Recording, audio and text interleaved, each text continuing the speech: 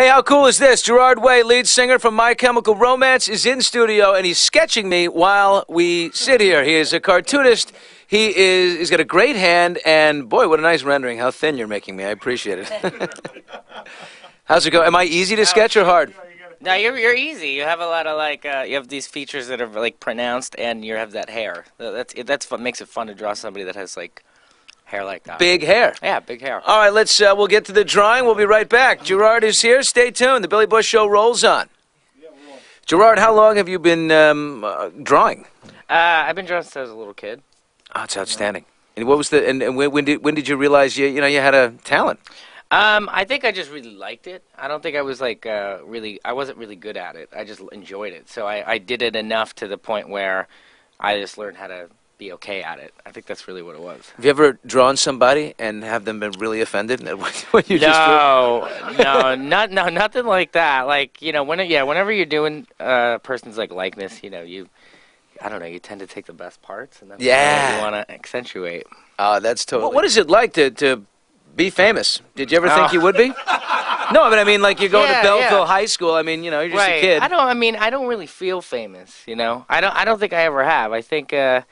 I think we've always just stayed really grounded, and we kind of, artistically, we always really do what we want to do and don't show up to the circus, per se. So there's been a lot of attention maybe not on us because of that, But your shows are pretty insane, right? The shows are, we're... Pyro, and there's all kinds of cool, and... I love, what we do live, I think. I think we're a great live band.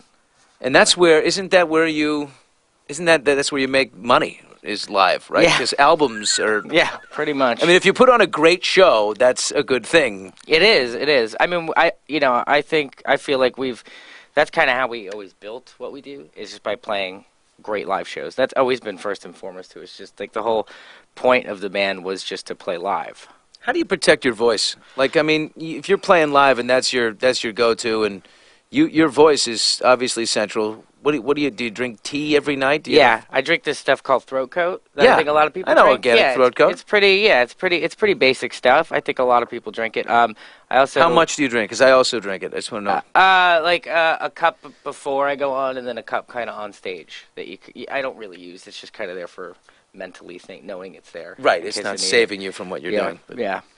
And do you sleep with humidifiers like Mariah Carey? No, I don't do any of that stuff. She's like 15 in the room. I love it. When you're a younger band and starting out, though, you kind of do try that stuff. Like, I did have a small humidifier that I would use that you kind of breathe in. You try everything because your voice is still kind of breaking in at that point, Breaking in, that's so interesting because I think of John Bon Jovi.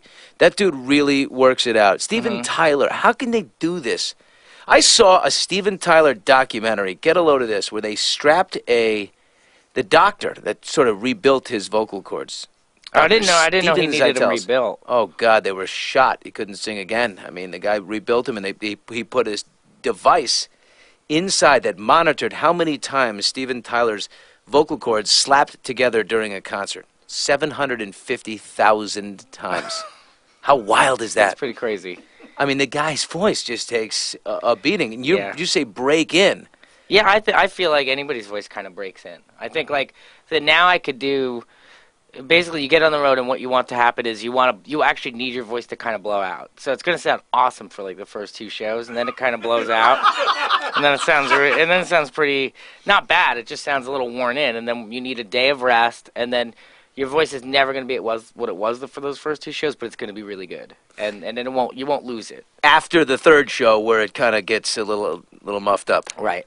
That's amazing. You know what's going to happen to you and when it's going to happen. Right. I know exactly when certain things are going to happen with the voice.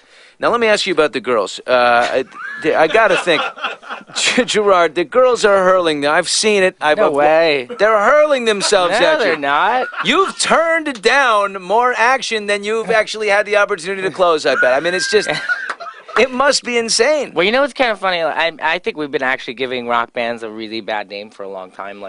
Ever since we've even started, it's never been about that, and there's never been groupies around or anything. It's literally. I think we've bummed out a lot of new metal bands because. We thought there was going to be chicks in this. This was going to be great. Yeah. You guys tour a lot, so does anybody have girlfriends, wives, Yeah, anything everybody's like married in the band. Everybody. Everybody's married. How? It must be really tough. It is tough because you really miss the people, like who you're married to, and everybody. Like you miss your family really bad, and that's really hard. But we do it because we have to do it because we love doing it, and I think that everybody we're with really understands that. And do they travel? Spouses travel? Yeah, with absolutely. Everybody? They'll come for some. You go look Osaka, Japan. You kick off January 31st. Yep. Will the wives be hanging out? I don't know. Somebody's wives. No, in Europe. Probably by the time we get to Europe. Yeah, they want to come to France. They're like, you have a great time over in Osaka. I will see you when we get to London. And if you're looking for me in Paris, I'll be at the Chanel store. But you go and tear it up on stage. February, and you hit the U.S. In April. Yes, right? We hit the U.S. in April in the spring, and we're doing a tour of, I think, most of America. Describe the show for me. How is it going to be different this time here in the U.S.? Well, what's going to be different from what we did maybe on Black Parade is like Black Parade was very theatrical. There was a lot of like props and set pieces and things like that, and we're not really going to have that this time. It's really going to, and it's not to say it's super stripped down. There's going to be a ton of lights and stuff, but no pyro. It's really just going to be about what the band does. We're kind of excited for people to see that. I feel like it's been a long time since people have been able to see that. You love pyro? I do love pyro. Do you ever get scared that it might land in your hair or anything like that? After a while, after a while, you do get used to it though, and you're just kind of like, and then it's really hot. Like you could feel the heat from the top of an arena. So on stage, it's like being next to a volcano or something. Wow. Not that I've ever actually been next to a volcano. I would imagine. I'm assuming. Not that I've ever swam in lava. It's got to burn you. Now, things are going to get very interesting, Gerard. Okay, what happened? February 15th episode of Glee. Oh, that's right. The Glee Effect. What will that happen? Sing will be on Glee. I know. It was kind of funny. I think like some time ago we were kind of just joking about that.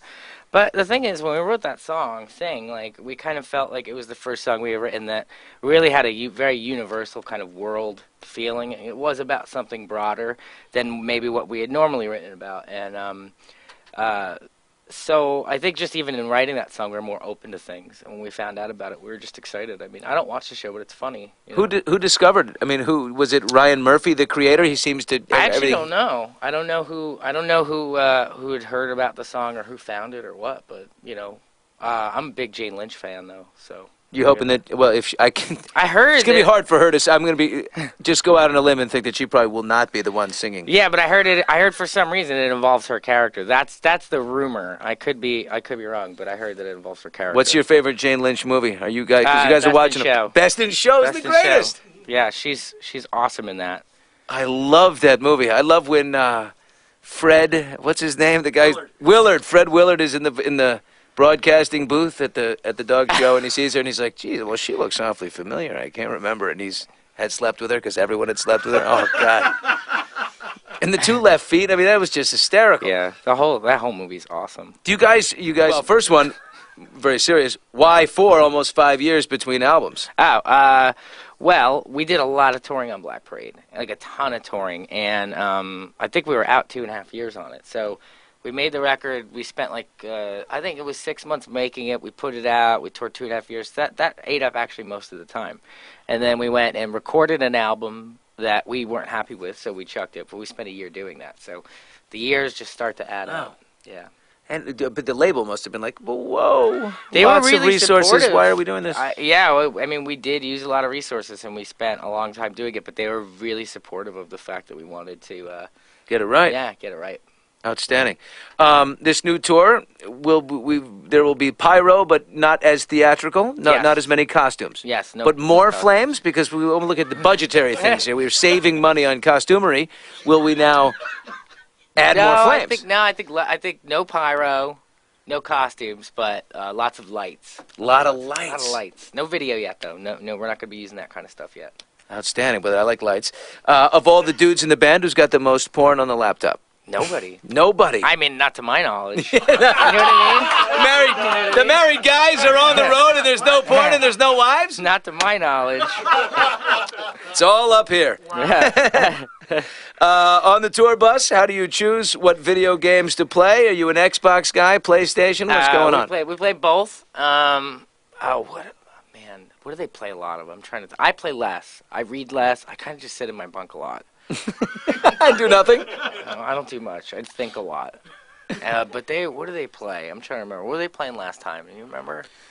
Call of Duty, that kind of stuff, like shooting other people. All these explosions and shooting. stuff. Yeah, I would just stay out of that anyway. In America, since you'll be back on the road here in April, what city has the best food?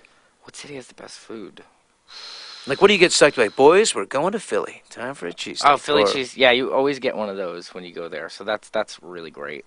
There's good barbecue in the South. Yes, Memphis. That's all I can really remember. I'm so boring with this stuff. I don't How even about go out and eat that much. Favorite international city to play in? Oh, Tokyo. Tokyo. Yeah. Why? They just go crazy?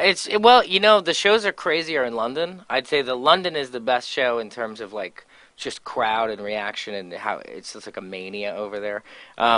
But I just love the city of Tokyo just a little bit more. Just it's like really crazy. It's like Blade Runner or something. It's so. What do you do with your very limited free time in Tokyo? I walk. I walk from the minute I wake up, which is usually around 6 a.m., because that's when everybody wakes up in Tokyo if you're from America. And I walk all day until I have to be at Lobby Call. And I just get coffee and I just watch people. And do they recognize you? Or I don't know, sometimes, yeah. Yeah, it's just different over there. I think it's less of a chance for them to approach you. Right, they're a little bit more, they're not going to be like, hey, right. Dude, how's your, like, not TMZ questions. They're a little bit more standoffish, but polite. Like that. But, yeah, polite. And, you know, I only was approached once in Tokyo for a photo, and that was it. Interesting. Yeah. And what about in London? It's just a rager show, or what are they? Yeah, London how's is it different? Like it's just bananas. Like it's just chaotic, and there's just always thousands of bodies. Usually a ton of costumes, like that's awesome. Yelling stuff at you in between songs, like just craziness. You know, it's really good.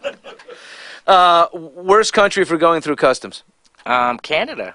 Really? Yep, it's the worst because it's like that. It's like a pissing match between America and Canada. You know? Like we give them just as much shit when they come here, so they give us that same kind of shit. And I've sat longer at Canadian customs than any country. I've gone to Russia and I've sat in customs in Canada longer.